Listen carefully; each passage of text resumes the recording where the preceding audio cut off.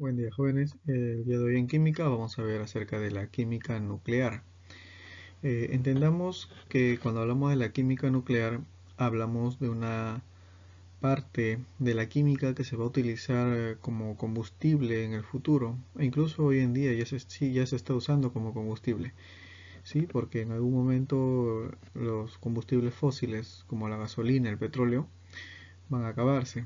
Entonces muchos países van a utilizar la energía de los átomos, que tienen lógicamente una radiación y que de ella se puede obtener un tipo de energía, en este caso la energía nuclear, la cual va a aportar beneficios para cada país con respecto a la electricidad que se va a necesitar en todo tipo de ámbitos. Entonces, sin más preámbulos, pasamos al tema del día de hoy.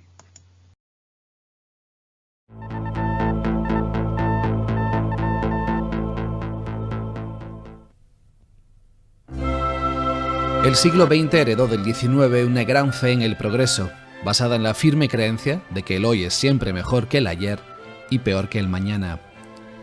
Hace unos 100 años, Marconi transmite por primera vez mensajes radiados de uno a otro lado del Atlántico. El plástico comienza a invadir nuestra vida cotidiana. Se empieza a emplear hormigón en arquitectura. Se pisa por primera vez el Polo Norte. Se inaugura el Metro de París. Ramón y Cajal recibe el premio Nobel por sus descubrimientos en histología. La medicina descubre la existencia de grupos sanguíneos y los agentes de la enfermedad del sueño, la sífilis y la tuberculosis. En resumen, una eclosión de avances que puso de moda el comentario popular de que hoy las ciencias adelantan que es una barbaridad. En el ámbito de la ciencia, Max Planck, con la formulación el 19 de octubre de 1900 de la teoría cuántica, abrió la puerta a una nueva era de la física, con personajes tan importantes como Einstein, Rutherford, Bohr o Heisenberg. En un tiempo en el que el descubrimiento de los rayos X, realizado por Röntgen en noviembre de 1895, y de la radiactividad en 1896 por Henri Becquerel, habían ocasionado un gran revuelo en la comunidad científica de la época. Este último descubrimiento de Becquerel acerca de cómo compuestos de uranio ennegrecían placas fotográficas aisladas pasó sin embargo más bien inadvertido. Fue necesario esperar hasta los posteriores estudios realizados por Marie Curie para concluir que la radiación emitida por el uranio tenía que ser una propiedad del átomo considerado hasta entonces como la unidad más pequeña e indivisible de la materia y no el resultado de interacciones atómicas o moleculares. Nacía así el término de radiactividad, acuñado por la propia científica.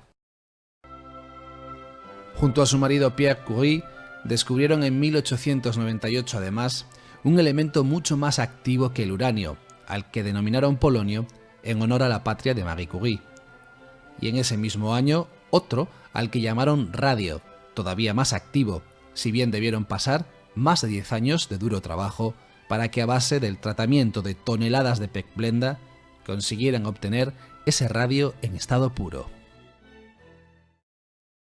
El radón, aislado por primera vez por Dorn en 1908, no es sino un elemento gaseoso procedente de la desintegración del radio, que a su vez es un producto de desintegración de la cadena del uranio presente en la corteza terrestre. Podemos entonces concluir que nuestro planeta Tierra es radiactivo desde su creación hace unos 4.500 millones de años, aunque no ha sido hasta hace poco más de 100 años que nos hemos percatado de ello. En el estudio de la radiactividad, Pierre Curie, por un lado, y Rutherford, por otro, descubrieron que las sustancias radiactivas emitían radiaciones de naturaleza diversa. Este hallazgo permitió establecer la distinción entre las emisiones alfa, beta y gamma, con lo que el átomo dejó definitivamente de considerarse una unidad indivisible, quedando demostrado que algunos elementos presentes en la naturaleza, sobre todo aquellos con un número de masa elevado, se transmutaban espontáneamente en otros más ligeros, liberando energía en forma de partículas y radiaciones electromagnéticas procedentes de sus núcleos. En 1934, año en que murió Marie Curie, Su hija Irene Curie descubrió junto con su marido Frédéric Joliot la radiactividad artificial, es decir, la posibilidad de crear elementos radiactivos en el laboratorio. Ha sido sin duda un descubrimiento de gran impacto en nuestra sociedad, ya que el empleo de este tipo de elementos, tanto en la medicina como en la industria, ha contribuido de manera importante al desarrollo de ambas.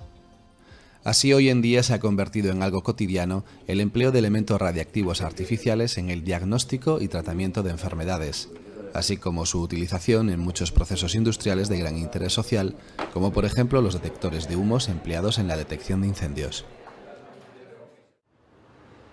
Sin embargo, resulta difícil cambiar entre la población la imagen de la radiactividad como algo inequívocamente ligado a la actividad productiva y, en muchos casos, a la parte más negativa de la actividad humana, debido a las horribles consecuencias de las explosiones atómicas de Hiroshima y Nagasaki.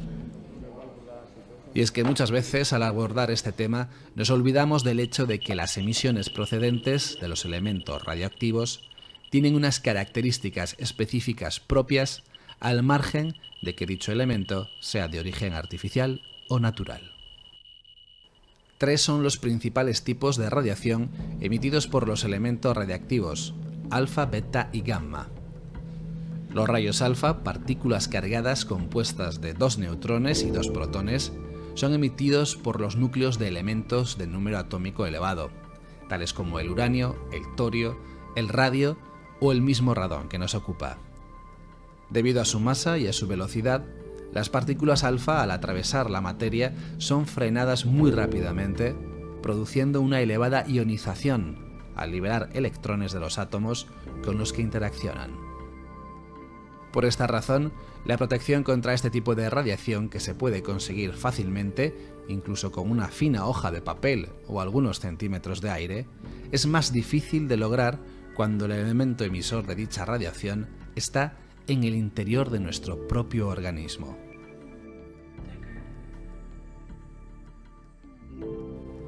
La radiación beta, a base de electrones, presenta, debido a su menor masa, un poder de penetración en la materia mayor que el de la radiación alfa.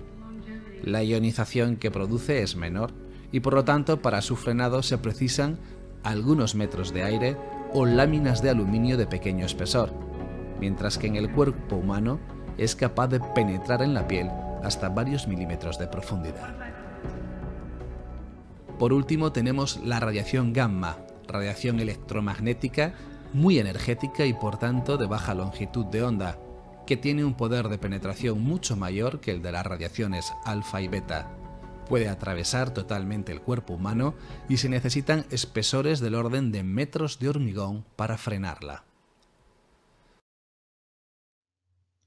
Cuando hablamos de química nuclear, entonces, de acuerdo al video, podemos definirlo como una rama de la química, ¿sí? Que va a estudiar las reacciones y cambios que ocurren dentro de este núcleo que corresponde al átomo. Pero para poder entender la química nuclear tenemos que también entender qué cosa es la radioactividad, ¿sí? Ya hemos visto una parte de la historia de la radioactividad con diferentes tipos de científicos que aportaron sus teorías para poder entender cómo se compone un átomo, qué elementos contiene el átomo y qué partículas puede desprender este átomo, de tal manera que pueda usarse en beneficio de las personas, ¿no? En la tecnología. Cuando hablamos entonces de radioactividad, uno de los científicos que va a enunciarlo corresponde a Henry Becquerel, ¿sí? Ya en el año 1896, cuando él examina la fluorescencia y la fosforescencia en un material denominado Vlenda, ¿sí? Que correspondería a la sal de uranio, ¿no? Y que está formado en este caso por radio y polonio a la vez. Entonces lo que él estaba observando era elementos radioactivos que emitían una luz fluorescente, que posteriormente a eso se le va a llamar radioactividad. Dentro de los aportes también tenemos a Marie Curie y Pierre Curie, ¿no? Los esposos Curie, como nos habla la historia, en los cuales también descubrieron elementos radioactivos, como el caso del polonio y el radio. Para ello también usaron la pegulenda mezclada con ácido nítrico y una técnica de precipitación para poder obtener sales, como el caso de la imagen, ¿no? Lo que tiene Marie Curie son las sales de esta combinación que va a realizar, lo cual genera pues un material radioactivo. Tengan en cuenta que también los esposos Curie recibieron premios Nobel en física y química por estos aportes de la radioactividad. ¿Y la radioactividad qué viene a ser entonces? Viene a ser la desintegración del núcleo de un átomo inestable para formar otro diferente y que sea más estable. Pero durante este proceso se van a emitir partículas o radiaciones de tipo electromagnéticas. Existe entonces un grupo de radiaciones llamadas electromagnéticas que se van a derivar en función a su longitud de onda y las cuales van a variar en radiaciones alfa, beta y gamma. Entonces existen diferentes tipos de radiaciones, dentro de las cuales la más común es la radiación alfa, que es una radiación inofensiva propia del ambiente, de la radiación solar, que muchas veces no atraviesa pues nuestra piel o no pueden atravesar incluso una hoja de planta o una hoja de papel. Por lo tanto tiene poca intensidad en penetración. La radiación beta, al contrario, son radiaciones que se encuentran en los rayos ultravioletas, ¿sí? Radiaciones también solares, pero que tienen mayor intensidad y pueden atravesar la piel y pueden generar un daño si es que se expone constantemente a esa radiación. Y las radiaciones gamma, que son radiaciones altamente penetrantes y pueden generar degeneración de los tejidos en el caso de los seres humanos, puesto que pueden atravesar diferentes estructuras. Por ejemplo, los rayos que se producen en bombas atómicas, la radiación que está en esas reacciones nucleares, puede generar pues deterioro de los tejidos, y los rayos X también está comprendido dentro de este grupo, ¿no? Que son radiaciones gamma, que tienen un alto poder de penetración y de generación de tejidos, siempre y cuando no se use de forma moderada. Entonces, hay enfermedades que se pueden dar por radiación, como la pérdida de cabello, el cáncer, la leucemia, mutaciones puede generar también. También puede darse esterilidad por estar expuesta a la radiación. Puede haber daños cerebrales, cataratas, infecciones bacterianas, incluso infecciones gastrointestinales, puesto que la radiación debilita muchas de las funciones que tiene en este caso a nivel celular. Entonces eso hace que algunos organismos se aprovechen y puedan pues generar un daño mayor.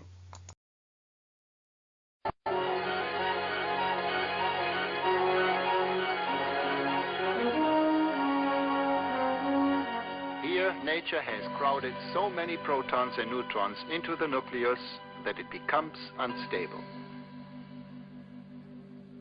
Finally, it throws out a small fragment, and in this way, radioactive rays are born. These rays cannot be seen, heard, or felt.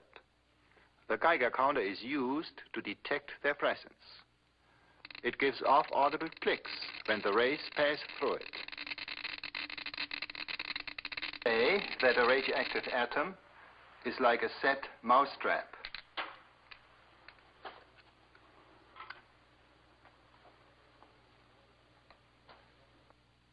Both contain energy. The traps on this table represent the atoms in a piece of radium. Every so often, one breaks down all by itself, releasing a bit of energy. But radium is useless as a power source. There aren't enough atoms releasing their energy at the same time. But nature knows all the secrets of the atom. Since the beginning of time, she has used atomic energy to power the whole universe and to light the fires in the sky. The best example, the year was 1938.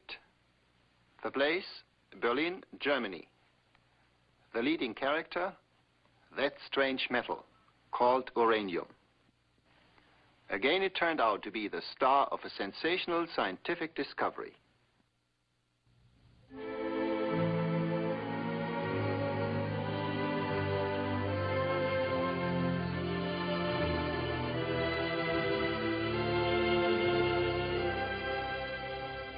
Otto Hahn and Fritz Strassmann were probing the secrets of the uranium atom. Like Rutherford, they used atomic bullets. They used neutrons, the neutral particles that were discovered hidden in the nucleus of the atom. The neutron is an ideal bullet. Since it is neutral, it isn't deflected by the electrical charge of the atoms and flies through them in a straight course. Finally, it struck a nucleus. The uranium nucleus split in two. Atomic fission had been accomplished. But this wasn't all that happened. Two neutrons were released from the split nucleus. One bullet was used to split the atom, and two new ones were created in the process. Now we have two neutrons to split two atoms. This implied a fabulous prospect, a nuclear chain reaction in uranium. Let's go back to our mousetrap atoms. We can create a chain reaction with them. We'll use our two ping pong balls for neutrons. They will be released when the atom splits. Now all these mousetraps are the atoms that will be in the game. They are set, loaded, and ready to go. To start the chain reaction, all we need is one neutron. It has to trigger just one trap. The ping pong balls that are released will set off two other traps. And then we'll have four balls flying to trigger more traps. I think you can see what is going to happen. Watch.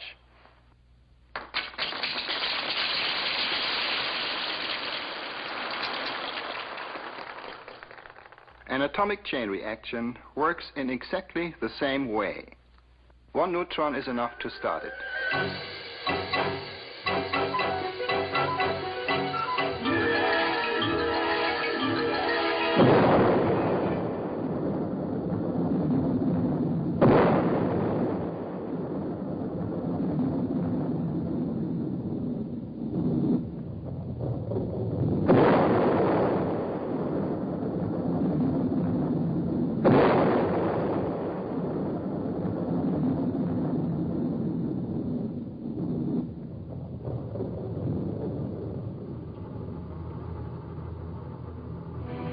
The world was deeply shocked by the first atomic explosion. We all wondered if atomic energy had better remained a secret forever. An atomic blast is more than a threat. It is also a regretful waste of heat and radiation. To make this energy useful, the explosion must be slowed down. Let me show you what I mean. Our mousetrap explosion can be slowed down with the aid of a slow-motion camera.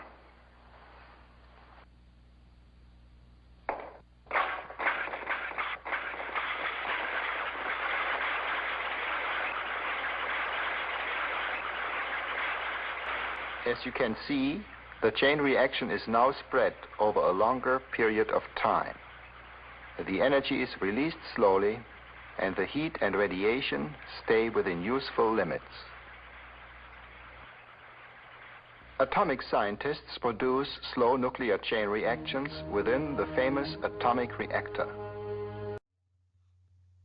Por tanto, la energía nuclear corresponderá entonces a esta energía que se obtiene por la modificación de la estructura de estos núcleos, ¿sí? Y se va a dar a través de diferentes procesos. Dentro de los procesos que nosotros conocemos para lo que corresponde a una reacción nuclear, tenemos el proceso de fisión y fusión. Entonces, estos dos procesos de fisión y fusión nuclear corresponden a reacciones nucleares en la cual se va a liberar una gran cantidad de energía debido a que parte de la masa de las partículas involucradas en este proceso se van a transformar directamente en energía. En otras palabras, se van a descomponer, se van a desintegrar, pero van a generar de materia energía. Tenemos entonces la fusión nuclear, que corresponde a una reacción en la cual se unen los núcleos ligeros para formar uno más pesado. A este proceso se empieza a desprender energía, ¿sí? Porque el peso del núcleo pesado es menor que la suma de los pesos de los núcleos más ligeros. Tenemos después la fisión nuclear. Es una reacción también nuclear, lo que significa que tiene lugar en el núcleo. La fisión ocurre cuando un núcleo se va a dividir en dos o más núcleos pequeños, más algunos subproductos de este átomo. Consecuencias de la fisión o la fusión nuclear, tenemos por ejemplo la bomba atómica, ¿sí? La cual es un dispositivo que obtiene una energía a través de una reacción nuclear, y su funcionamiento se basa en provocar reacciones nucleares en cadena, tal y como hemos visto en el video de la explicación. Entonces esta reacción en cadena no está controlada, por lo tanto genera un daño inmenso, ¿no? Como se vio en las guerras anteriores. Acá, por ejemplo, tenemos una reacción nuclear a través de una bomba de hidrógeno, ¿sí? Una bomba nuclear, que se utilizó como elemento el hidrógeno. Y el hidrógeno es un gas, y supuestamente el hidrógeno es uno de los elementos más estables, pero sin embargo sometido a un proceso de fisión puede eliminar gran cantidad de energía. Acá tenemos la nube resultante de la explosión nuclear de Nagasaki en la guerra que tuvo Estados Unidos con Japón, ¿sí? La cual se levantó 18 kilómetros por el aire. Quiere decir que la expansión de esa energía llegó hasta 18 kilómetros de altura.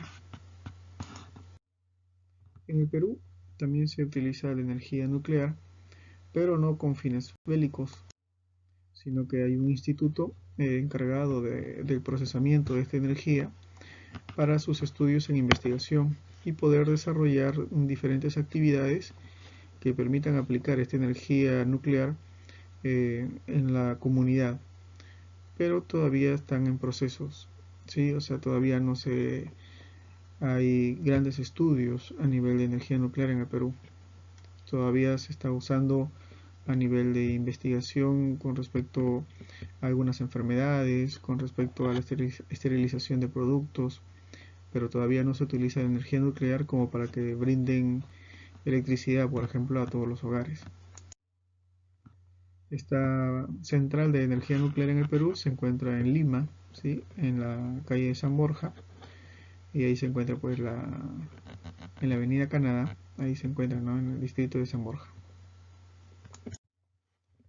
Tenemos también otra central, que es el Centro Nuclear Óscar Miro Quesada, que se encuentra en Caraballo, en Warangal, ¿sí? Entonces aquí también se hace un trabajo de investigación con respecto a la química nuclear. Tenemos el Centro de Medicina Nuclear, que corresponde a Neoplásicas, en la cual se utiliza esta energía nuclear en forma de tratamiento terapéutico para un sinnúmero de personas que tienen cáncer. Entonces se utiliza una medicina nuclear para estos fines, en personas que tienen problemas en tiroides, que tienen cáncer, personas que tienen de repente una metástasis y que necesita de repente aliviar sus dolores, entonces se le aplica radiaciones para que pueda mitigar o destruir alguna de estas células cancerígenas. También tenemos en el IPEN la planta de radiación multiusos, en la cual se genera un proceso de esterilización a los diferentes tipos de productos alimenticios o productos de uso común, de tal manera que pueda descontaminar al producto de agentes patógenos como bacterias, protozoarios o virus. En el país también tenemos yacimientos de uranio, ya sea en la costa, en la sierra, en la selva. Que tiene mayor cantidad de uranio detectado ha sido en la localidad de Puno, ¿sí? En el altiplano hay un yacimiento de uranio, pero que todavía no ha sido explotado. De repente en el futuro será un yacimiento que brindará pues energía a todo el Perú. También se usa la energía nuclear, ¿no? A nivel de técnicas isotópicas para la parte hidrológica y poder determinar qué tan contaminado pueden estar nuestros mares.